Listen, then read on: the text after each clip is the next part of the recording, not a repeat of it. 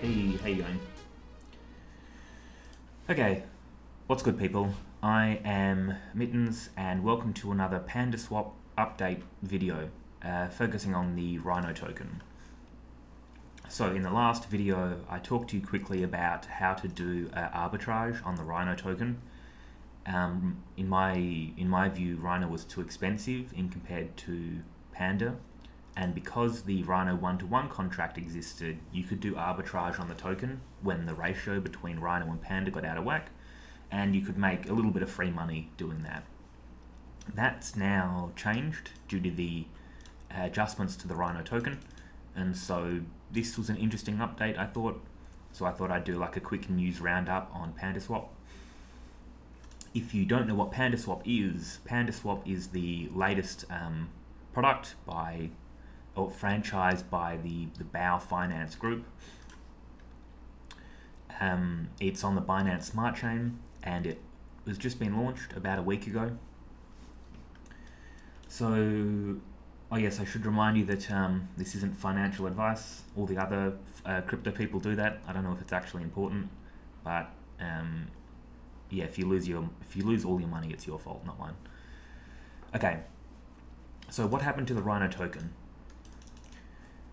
I said in the last video that basically the Rhino token, it was not very good to hold. It was supposed to have these SafeMoon-like mechanics where 12% of all transactions was collected as a fee that was distributed back to Rhino holders. But and we call those reflexive rewards is how the Bao group refers to them. So I'll use that vernacular here too. I calculated these reflexive rewards and they were basically garbage. It was in the ballpark of like 0.5% APY for holding Rhino, which is completely, it's worthless, right? Anything less than 100%, you can just buy as cake and put it in the PancakeSwap syrup pools. So yeah, it was pointless.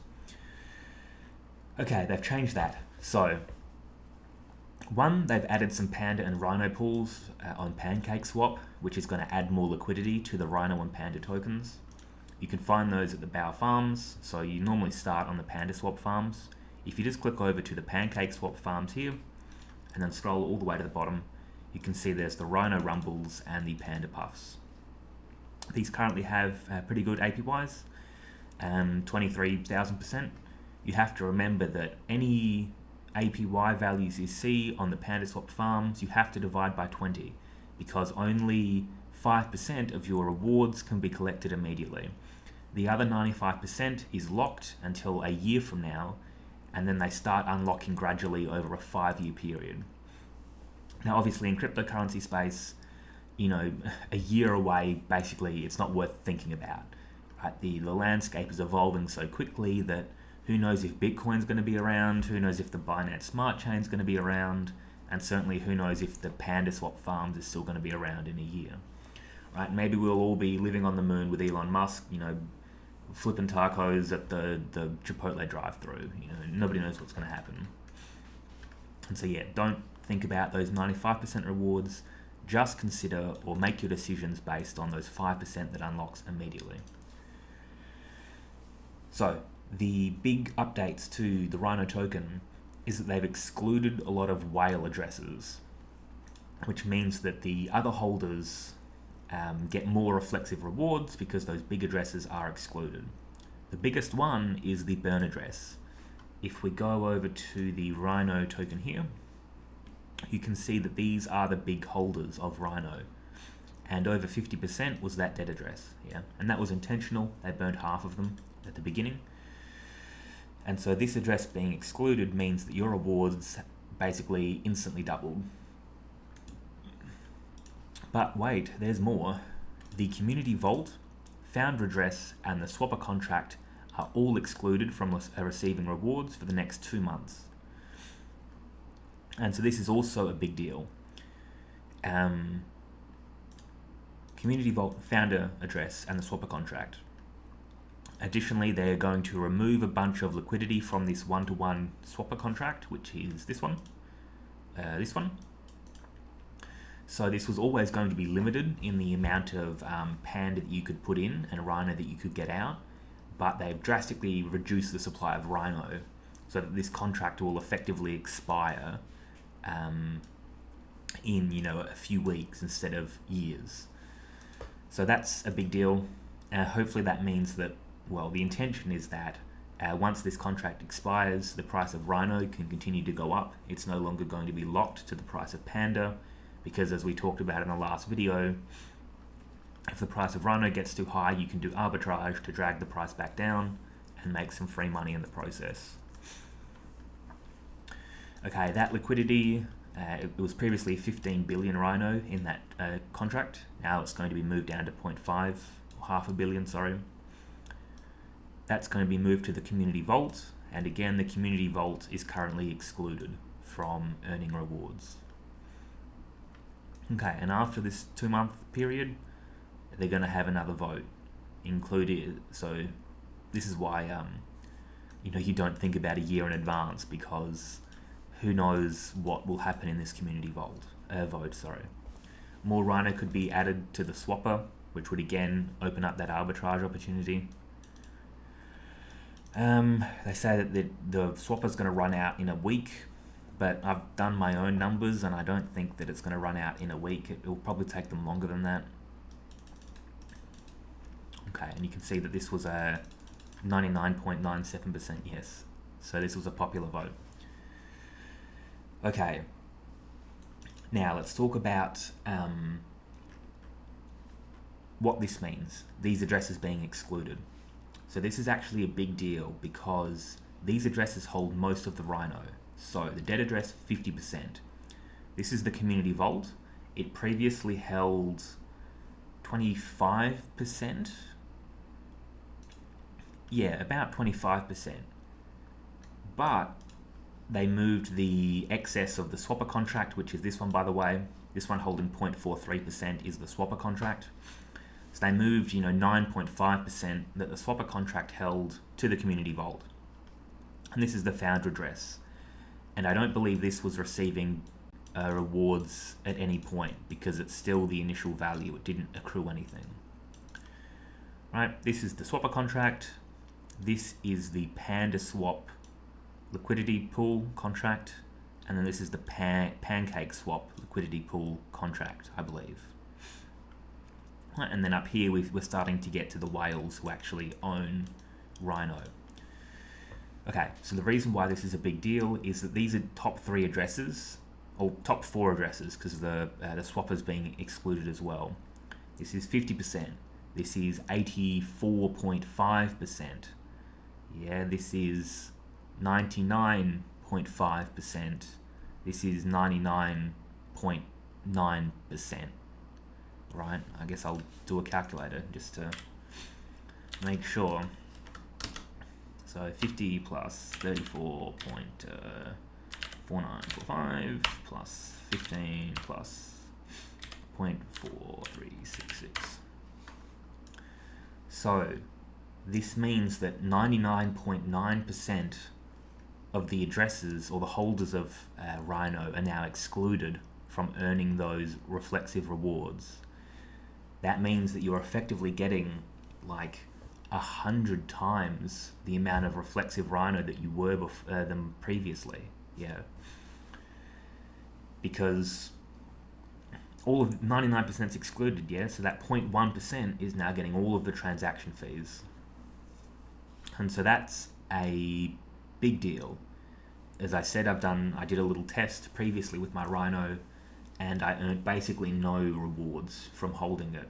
I calculated it to about like 0.5% APY. Doing that little experiment again, I had about 90,000, a little bit under 90,000 at that point, Rhino. And then I just held on to it for about a day, 18 hours. It wasn't super specific. And I earned maybe 1,500 Rhino in that period of time. And so I was getting, like 1.5 to 2% Rhino a day, which is way more than the 0.5% APY I was getting a year. this means that holding on to Rhino is now way more valuable than it used to be. And so I think that this vote fixed the problem that holding on to Rhino was pointless.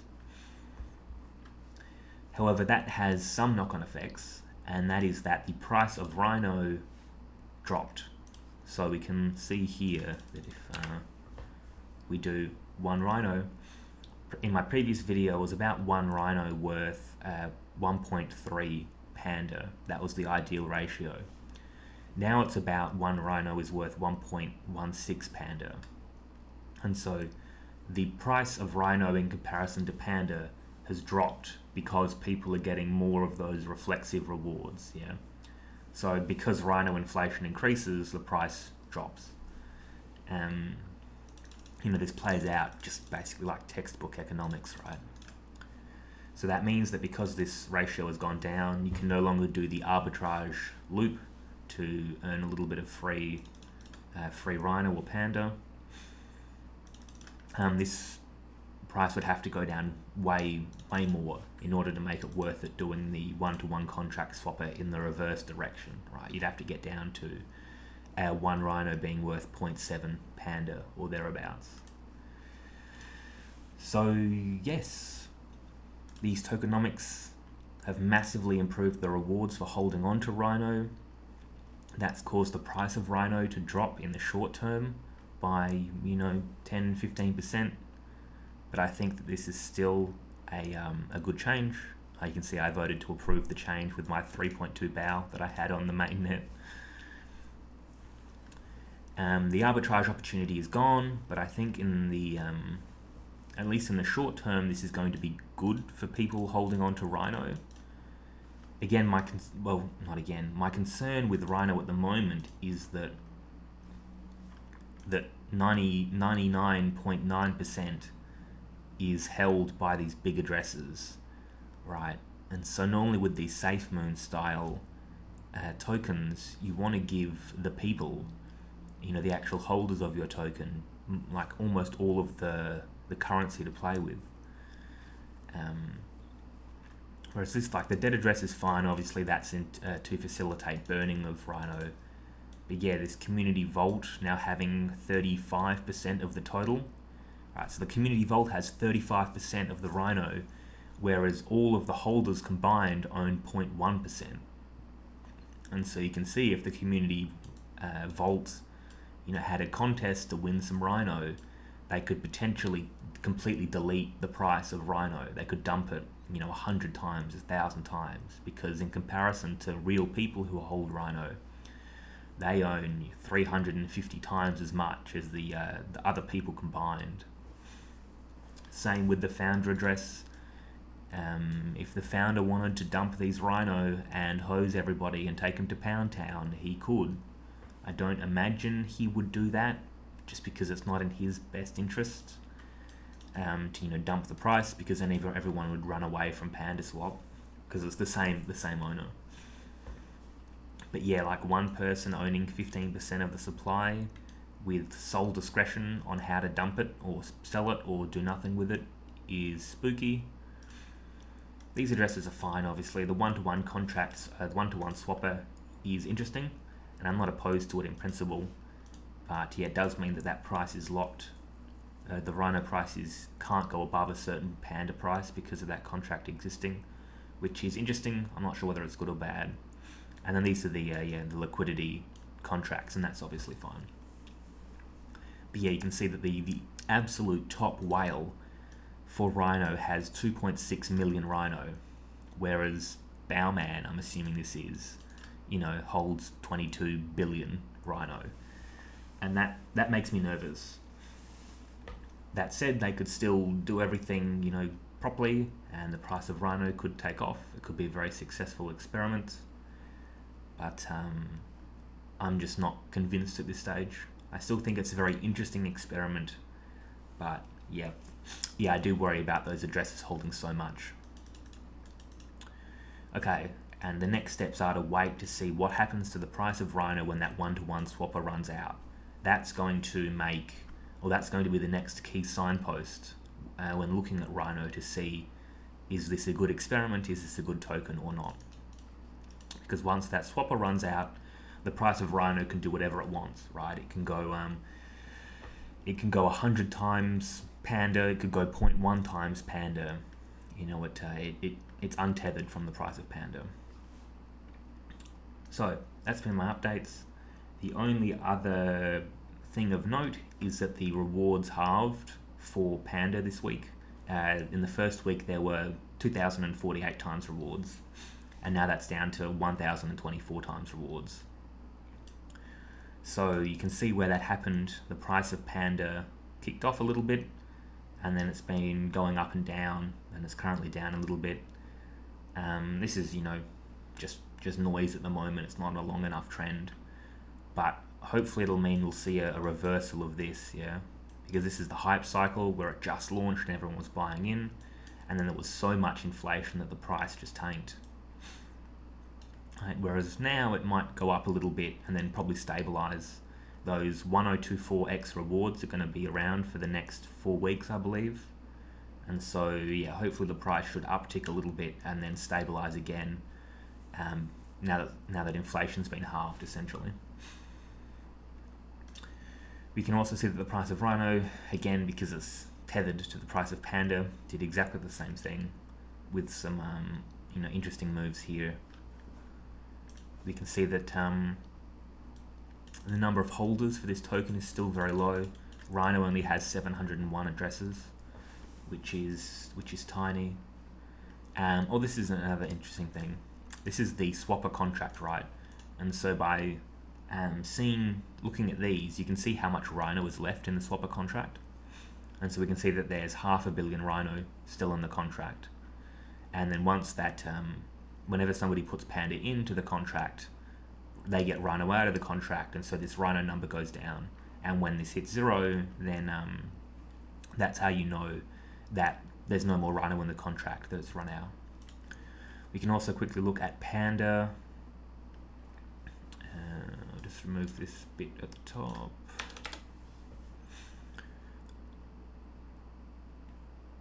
So, over 1,000 people hold Panda, which is twice the number of Rhino. So that's all I had for you today. Hopefully this has been interesting for you. It's just kind of a news update and some thoughts about PandaSwap and the new Rhino tokenomics. Sorry. And yeah, I'll see you again if anything else interesting happens. Bye.